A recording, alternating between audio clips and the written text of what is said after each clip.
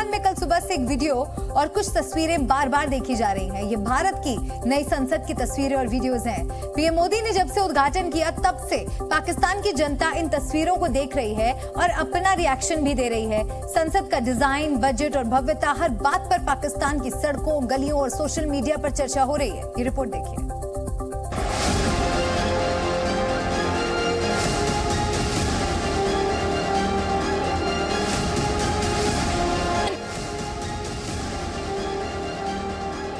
नई संसद की तस्वीर पिछले 24 घंटे से पाकिस्तानी देख रहे हैं। नई दिल्ली में बनी नई पार्लियामेंट देखते ही पाकिस्तानियों ने शहबाज शरीफ को जमकर धोया। संसद की शानदार बिल्डिंग, वर्ल्ड क्लास इंटीरियर और भारत के इतिहास की झलक देखकर पाकिस्तानी जनता के मन में लड्डू फूट रहे हैं। संसद में एक तस्वीर अखंड भारत की भी है। इसमें तक्षशिला, उत्तरापद और मानसेहरा जैसी लोकेशन का भी जिक्र है। आज की तारीख में यह पाकिस्तान का हिस्सा है और इसे देखकर पाकिस्तानियों की फिक्र बढ़ गई है। कोई इस तस्वीर को अखंड भारत का नक्शा तो कोई इसे भारत का फ्यूचर प्लान बता रहा है। पाकिस्तानियों में भी कहने के लिए एक पार्लियामेंट है, वहां सांसद बैठते हैं, एक वजीर आजम और एक राष्ट्रपति भी हैं, वो भी वहां बैठते हैं। पर ये सब पाकिस्तान की आर्मी के इशारे पर काम करते हैं। यानी पाकिस्तान की कमजोर संसद में मजबूत फौज का ऑर्डर चलता है। इसीलिए पाकिस्तानियों को लगता है कि उनका मुल्क रिवर्स मोड में चल रहा है, जबकि हिंदुस्तान सरपट आगे भाग रहा है। पाकिस्तानियों के दुख की वजह है भारत की ये संसद, जिसे देखकर पाकिस्तान कभी खर्च तो कभी इकोनॉमी की रफ्तार कैलकुलेट कर रहे हैं। जितना खर्च भारत की संसद पर हुआ है, उतने पैसों के लिए पाकिस्तान की सरकार ना जाने कितने देशों के चक्कर लगा चुकी है, लेकिन अभी तक कटोरा खाली का खाली है। ब्यूरो रिपोर्ट, जी मीडिया।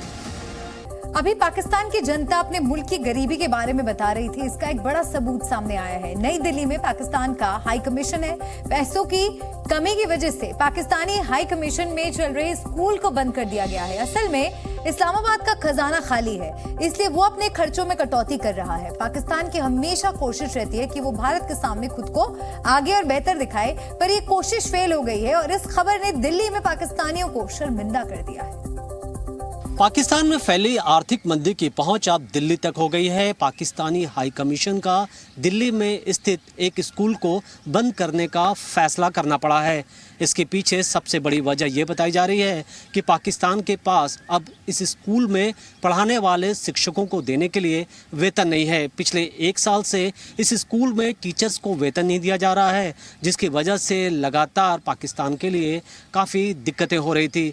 देखा जाए तो आधिकारिक तौर पर पाकिस्तान की तरफ से ये बयान दिया गया है कि ये दरअसल इस वजह से बंद करना पड़ा है क्योंकि इस स्कूल में पिछले कई दिनों से बच्चों की संख्या में खासी कमी हो गई थी, कम बच्चे आ रहे थे, जिसकी वजह से इस स्कूल को बंद करने का फैसला किया गया है। लेकिन सूत्रों के मुताबिक जो खबर ये आ रही है कि दरअसल पाकिस्तानी हाई कमीशन के पास पैसे की तंगी है और उनके लिए अब इस स्कूल को चलाना बेहद मुश्किल हो रहा था। देखा जाए तो साल 2020 के दौरान भी इस स्कूल के सामने दिक्कतें आई थी। उस दौरान भारत और पाकिस्तान के जो रिश्ते थे वो खासे ख़राब हो गए थे। जो पाकिस्तान के अंदर हालात हैं उसकी वजह से पाकिस्तान के लिए मुश्किल हो गया कि वो उस स्कूल को वो आगे कंटिन्यू कर सके और यही वजह है कि मंदी की वजह से आखिरकार पाकिस्तानी हाई कमीशन को अपने स्कूल को बंद करना पड़ा है। कैमरामैन दीपेंदु डे के साथ मनीष शुक्ला, जी मीडिया, दिल्ली। अब दुश्मन की हर हरकत पर आसमान से पैनी नजर रखने के लिए आ गया है नाविक। न केवल देश के डिफेंस सिस्टम की आंख बनेगा, बल्कि देश की विकास यात्रा पर भी दूर तक नजर रख सकेगा। कभी करगिल युद्ध के दौरान पाकिस्तान को उसकी धोखेबाजी की सटीक जानकारी मिलने में सेना को मुश्किलों का सामना करना पड़ा था, लेकिन आत्मनिर्भर भारत की पहचान बन रहा नाविक अमेरिका जैसे देशों की भी आंख दिखा सकता है। इसरो ने सतीश धवन स्पेस सेंटर से इसे सैटेलाइट को सफलतापूर्वक लॉन्च किया है। देखिए रिपोर्ट। नाविक सैटेलाइट से दुश्मन क्यों डरे?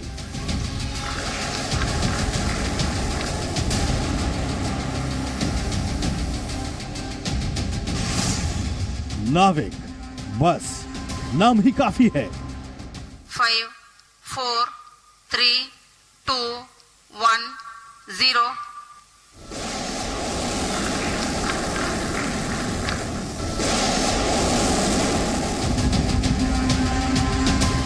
ये लॉन्च है दुश्मन के ठिकानों की सटीक जानकारी लेने वाली सैटेलाइट का। ये लॉन्च है देश के विकास के नए चैप्टर के शुरू होने का। ये लॉन्च है नेविगेशन सैटेलाइट NVS-01 का।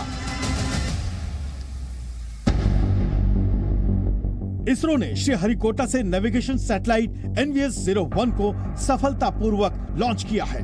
आपको बता दें कि NAVIC नेविगेशन सिस्टम के लॉन्च से भारत का डिफेंस सिस्टम और मजबूत होगा।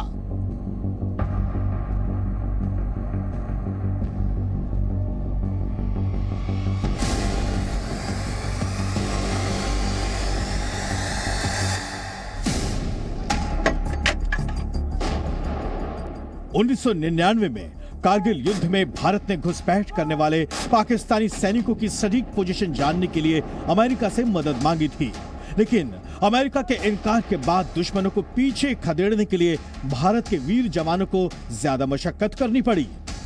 खुद कारगिल युद्ध के दौरान भारतीय सैनिकों को कैसे जूझना पड़ा था, इसका खुलासा लेफ्टिनेंट कर्नल पवित्रन राजन ने एक इंटरव्यू में किया है। It was, without doubt, it was deliberate. But what was their aim? Were they also trying to, ensure Pakistanis are not getting, because they had supplied those radars, gun locating radars to Pakistan. So I don't know. But the fact they switched, I realize is, so it's controllable technology. जाहिर है America ने तब पाकिस्तान से हमदर्दी जताते हुए भारत के साथ हुए धोखे को अहमियत नहीं दी थी, लेकिन अब पाकिस्तान और उस जैसे धोखेबाज दुश्मन भारत की धरती पर चोरी छिपे कदम रखेंगे तो मारे जाएंगे। Nominal launch of the GSLV F-12 mission. The rocket flying by spewing fire into the clear sky of Sriharikota. हम अपने हथियारों को बहुत एक्यूरेटली अपने सिलेक्टेड टारगेट्स पे लॉन्च कर सकते हैं। मैं समझता हूं एक बहुत बड़ी काबिलियत बढ़ोतरी हुई है हिंदुस्तान की डिफेंस फोर्सेस की काबिलियत में। यही नहीं, NAVIC यानी नाविक से हमें 3 और फायदे मिलेंगे। NAVIC से फूड डिलीवरी, कैब जैसी सर्विसेज में सटीक नेविगेशन मिलेगा, जबकि अमेरिका के GPS पर निर्भरता कम होगी। ट्रैवल और टूरिज्म इंडस्ट्री को भी इससे मदद मिलेगी। इसके जरिए टूर को ज्यादा इंफॉर्मेटिव और इंटरैक्टिव बनाकर सैलानियों का एक्सपीरियंस और ज्यादा बेहतर बनाया जा सकता है। आम लोग भी लोकेशन के लिए इसका इस्तेमाल कर सकते हैं। ये सारी जो टेक्नोलॉजी यदि इंडिजिनस है तो काफी पावरफुल हो जाती है। अभी तक इस तरह की टेक्नोलॉजीज में हमें दूसरे देशों पर निर्भर रहना पड़ता था। ये इंडिजिनस सैटेलाइट इस चीज की डिपेंडेंसी खत्म करेगा और हमारे आत्मनिर्भर बनने की वजह से जो हमारा सिक्योरिटी सिस्टम है वो भी बहुत पावरफुल हो जाएगा।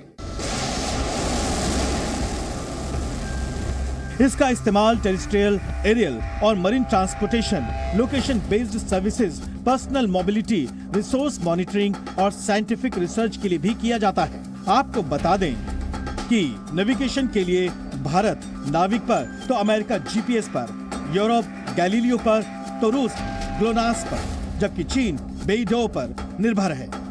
मोबाइल में GPS रिसीवर भी होता है। जब हम लोकेशन ऑन करते हैं तो ये अमेरिका के 31 सैटेलाइट से सीधे तौर पर कनेक्ट हो जाता है। सैटेलाइट को आपकी पोजीशन मिलती है और आपको सैटेलाइट से मैप। अब ये काम हमारा नाविक भी कर सकता है। ब्यूरो रिपोर्ट, जी मीडिया। बात करेंगे नाविक की। 1999 की कारगिल वॉर कोई नहीं भूला होगा, जब पाकिस्तान को भारत ने धूल चटाई थी। लेकिन क्या आपको पता है कि तब अमेरिका ने GPS सिस्टम की मदद से भारत को इनकार कर दिया था। लेकिन अब ऐसा नहीं हो सकेगा। भारत सीमा पार बैठे दुश्मन देशों को ढूंढकर मार गिराने में 1 इंच भी चूक नहीं करेगा। इसकी सबसे बड़ी वजह क्या है, आइए आपको बताते हैं। नाविक सैटेलाइट्स की अगर हम बात करें, NAVIC हमारी सेनाओं को दुश्मनों के ठिकानों की सटीक जानकारी इससे मिलेगी। भारत की स्वदेशी मिसाइलें अचूक निशाना लगा सकेंगी, जबकि कोई भी सुपर पावर चू तक नहीं बोल पाएगा। NAVIC से अमेरिका के GPS पर निर्भरता कम होगी। इंटरनेशनल बॉर्डर सिक्योरिटी इससे ज्यादा बेहतर होगी। नाविक की पोजीशन एक्यूरेसी सैन्य उपयोग के लिए 0.5 मीटर और सामान्य यूजर्स के लिए 5 से 20 मीटर है। यानी इसकी मदद से एनिमी टारगेट पर ज्यादा एक्यूरेसी से अटैक किया जा सकता है। ये कुछ बारीकियां हैं जो हम आपको इसके बारे में समझाने की कोशिश कर रहे हैं। और समझिए कि गूगल की तरह विजुअल और वॉइस नेविगेशन फीचर भी इसमें आपको मिलता है। वहीं गूगल मैप्स लोकेशन सर्च के लिए GPS का इस्तेमाल करता है। इसकी पोजीशन एक्यूरेसी 20 मीटर है। यानी अगर आप किसी लोकेशन को सर्च करते हैं तो उस लोकेशन की एक्यूरेसी 20 मीटर के आसपास होगी। इस हिसाब से देखें तो नाविक की पोजीशन एक्यूरेसी सबसे ज्यादा बेहतर है। यह नेटवर्क भारत और उसकी सीमा से 1500 किलोमीटर तक के क्षेत्र को कवर करता है। NAVIC इसकी फुल फॉर्म है नेविगेशन विद इंडियन कॉन्स्टलेशन। यही नहीं, अगर हम आपको इसके बारे में और जानकारी दें तो इसको ऐसे भी समझिए। जोमैटो और स्विगी जैसे फूड डिलीवरी और ओला उबर जैसी सर्विसेज नेविगेशन के लिए GPS का इस्तेमाल करती हैं। NAVIC भी इस तरह से इस्तेमाल की जा सकती है। ये कुछ महत्वपूर्ण जानकारी थी इसके बारे में। Zee News।